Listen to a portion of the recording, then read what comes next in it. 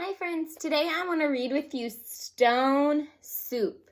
This is one of my favorite stories when I was younger, so I hope you enjoy it too.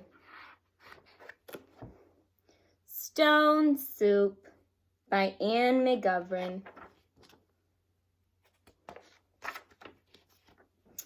A young man was walking. He walked and he walked. He walked all night and he walked all day.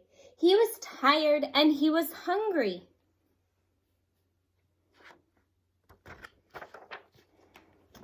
At last he came to a big house. "What a fine house," he said. "There will be plenty of food for me here." He knocked on the door.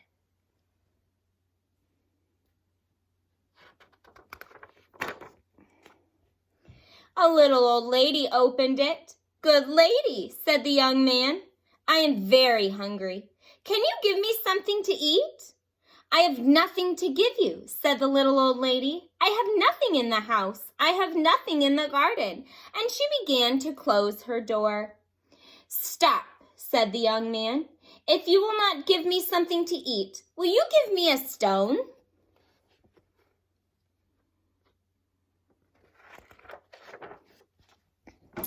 "A stone?" said the little old lady. "What will you do with a stone? You cannot eat a stone."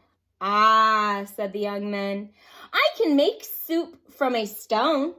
Now the little old lady had never heard of that before. Make soup from a stone? "There are stones in the road," said the little old lady. The young man picked up a round gray stone.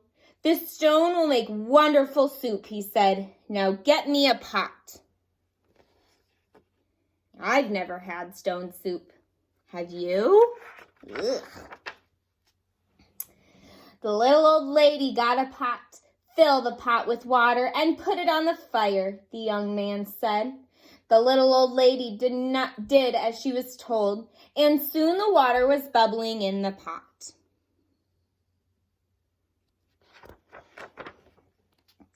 The young man put the round gray stone into the pot. "Now we will wait for the stone to cook into soup," he said. The pot bubbled and bubbled. After a while, the little old lady said, "This soup is cooking fast." "It is cooking fast now," said the hungry young man, "but it would cook faster with some onions." So the little old lady went to the garden to get some onions.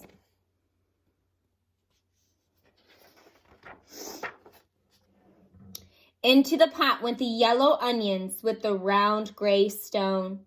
"Soup from a stone," said the little old lady. "Fancy that." The pot bubbled and bubbled. After a while, the little old lady said, "This soup smells good." "It smells good now," said the hungry young man, "but it would smell better with some carrots." So we have a stone, onion, and carrots are the ingredients. So the little old lady went out to the garden and pulled up all the carrots she could carry. Into the pot went the long, thin carrots with the yellow onions and the round gray stone. "Soup from a stone," said the little old lady. "Fancy that." The pot bubbled and bubbled. After a while, the little old lady said, "This soup tastes good." "It tastes good now," said the hungry young man, "but it would taste better with some beef bones." Beef bones, carrots, onions, and stones are the ingredients. Ugh. So the little old lady went to get some juicy beef bones. Into the pot went the juicy beef bones, the long, thin carrots, and the yellow onions, and the round gray stone. "Soup from stone?" said the little old lady. "Fancy that." The pot bubbled and bubbled. After a while, the little old lady said, "This soup is fit for a prince."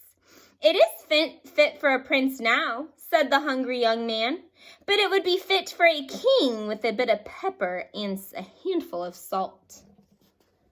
There's a lot of ingredients. So the little old lady got the pepper and the salt. Into the pot went a bit of pepper and a handful of salt, with the juicy beef bones and the long thin carrots and the yellow onions and the round gray stone. Soup from a stone, said the little old lady. Fancy that. The pot bubbled, and after a while the little old lady said, "This soup is too thin."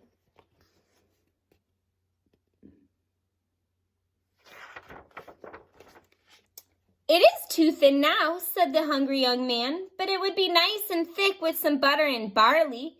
So the little old lady went to get some butter and barley. Into the pot went the butter and barley, with the bit of pepper and the handful of salt, and the juicy beef bones and the long thin carrots, and the yellow onions and the round gray stone.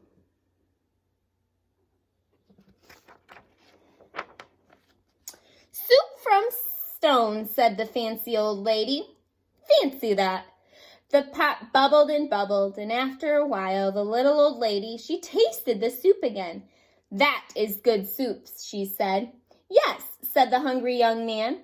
"This soup is fit for a king. Now we will eat it." "Stop," said the little old lady. "This soup is indeed fit for a king." So she took out her best tablecloth and her best dishes.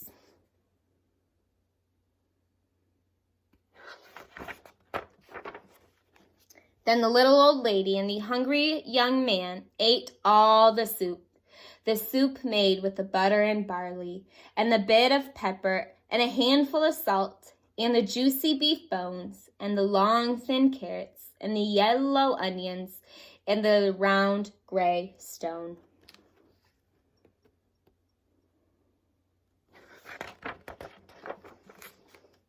"Soup from a stone," said the little old lady.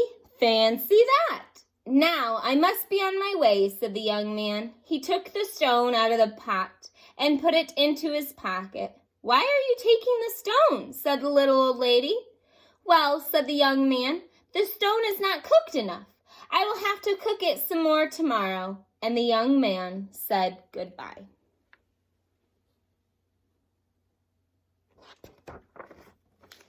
He walked on down the road. He walked and he walked.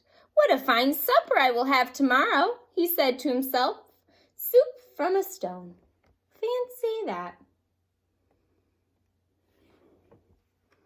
Soup from a stone, that sounds really silly. I hope you're having a good day.